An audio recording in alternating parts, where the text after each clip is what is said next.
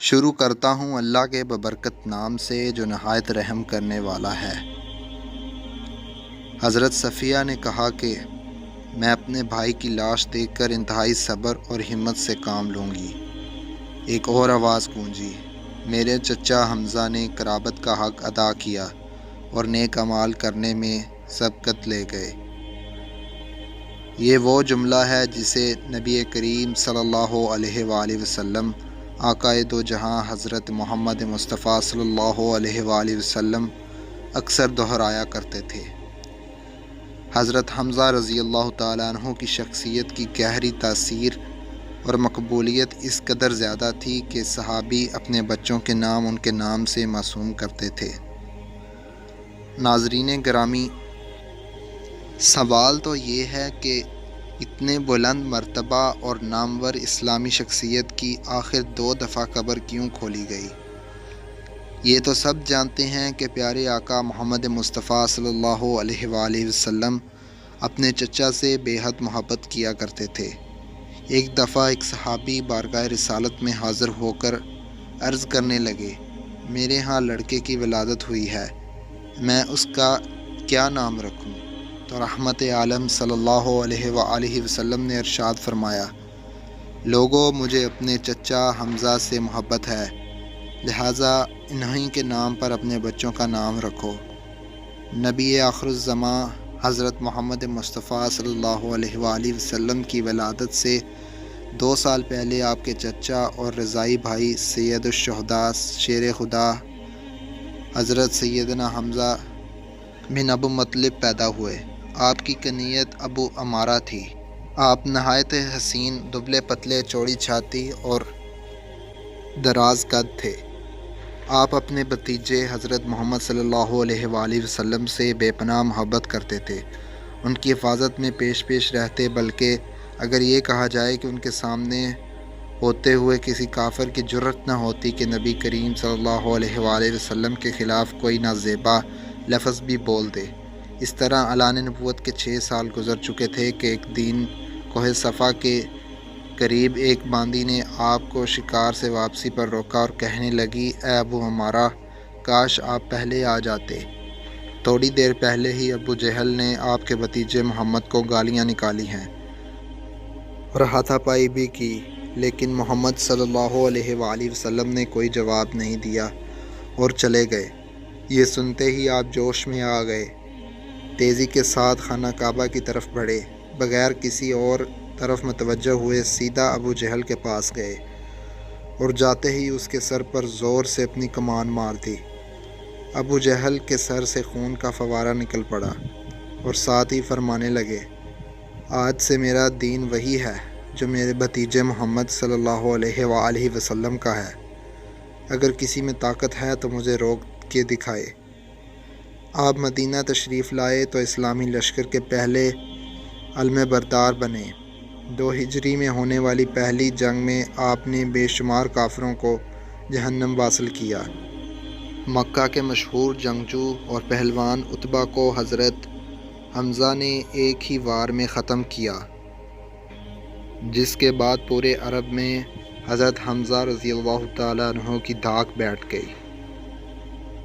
15 شوال المکرم 2 ہجری غزوہ احد شروع ہوتا ہے کہ جس میں کفار غزوہ بدر کا بدلہ لینے کے لیے مسلمانوں پر حملہ کرتے ہیں۔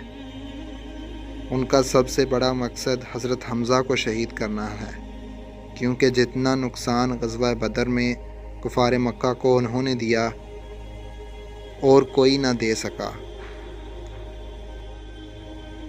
جبیر بن مطعم نے اپنے حبشی غلام وحشی کو، جو کہ نیزہ چلانے میں ماہر تھا، اس کو لالچ دیا کہ اگر تم میرے چچا کو قتل کرنے والے حضرت حمزہ کو شہید کر دے گا تو اسے آزاد کر دیا جائے گا۔ ہندہ زوجہ ابو سفیان نے بھی وحشی کو کثیر الانام کالا بیچ دیا، کیونکہ ہندہ کے باپ عتبہ کو حضرت حمزہ نے جنگ بدر میں قتل کیا تھا۔ چنانچہ وحشی نے حضرت حمزہ کو دھوکے سے کسی اور لڑائی کے دوران پیٹھ میں نیزہ مار کر بے دردی سے شہید کر دیا۔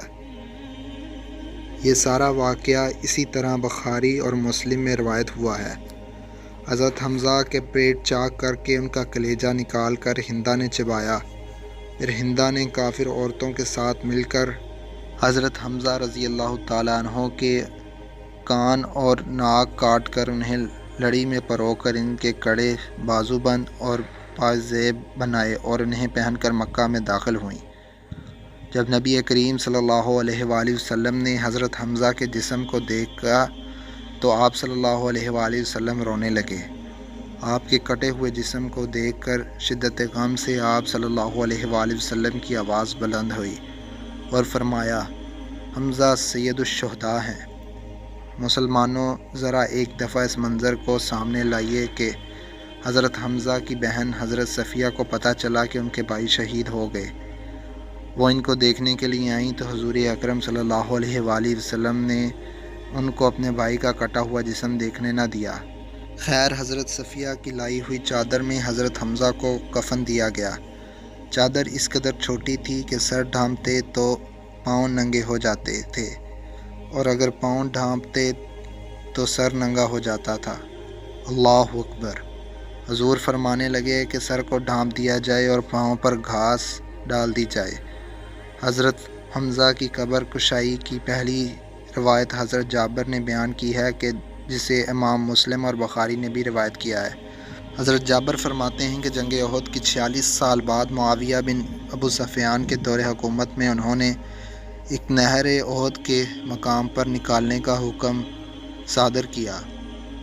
جب اس نہر کا کام شروع ہوا تو منادی نے مدینہ میں یوں صدا لگائی، جن لوگوں کے شہید رشتہ دار احد میں دفن ہیں، قبر کشائی کر کے اپنے اپنے شہید کی جسد کو دوسری جگہ منتقل کر لیں تاکہ وہ پانی سے محفوظ رہ سکیں۔ حضرت جابر بن عبداللہ فرماتے ہیں کہ یہ سن کر مدینہ والے احد کی طرف نکل پڑے، جن میں سے میں خود بھی شامل تھا، کیونکہ میرے والد عبداللہ بھی احد کی جنگ میں شہید ہوئے تھے اور وہاں ہی دفن تھے۔ میرے والد عبداللہ اور عمر بن جموع ایک ہی قبر میں دفن تھے۔ شہادت کے وقت عمر بن جموع کی پیشانی زخمی تھی اور میرے والد نے عمر کی پیشانی پر ہاتھ رکھا ہوا تھا، اور اسی حالت میں دونوں شہید ہوئے۔ اسی لیے جب صحابہ ان کو ہاتھ ہٹاتے تو پیشانی سے خون نکلنے لگتا، جس کی وجہ سے رسول اللہ صلی اللہ علیہ وآلہ وسلم کے حکم کے مطابق ان دونوں کو اسی حالت میں ایک ہی قبر میں دفن کیا گیا۔ حضرت جابر بن عبداللہ رضی اللہ تعالیٰ عنہ فرماتے ہیں کہ جب حکومتی سپاہیوں نے میرے موجودگی میں میرے والد اور عمر بن کی قبر کھولی تو جیسے ہی عمر کی پیشانی سے میرے والد کا ہاتھ ہٹاتے تو تازہ خون کے فوارے نکلنا شروع ہو جاتے۔ یہ معاملہ دیکھ کر انہوں نے یہ قبر بند کر دی۔ اس کے بعد سپاہی حضرت حمزہ کی قبر کی طرف بڑھے اور قبر کھودتے ہی حضرت حمزہ کے پاؤں پر کدال لگی تو ان کے پاؤں سے تازہ خون نکلنے لگا۔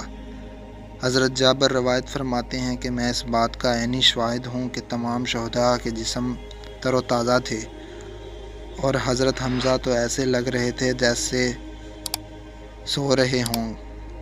جب سپاہیوں نے شہداء کا یہ عالم دیکھا تو مزید قبر کشائیوں کو روک دیا اور دوبارہ سبھی کو اسی حالت میں دفن کر دیا جیسے پہلے تھے۔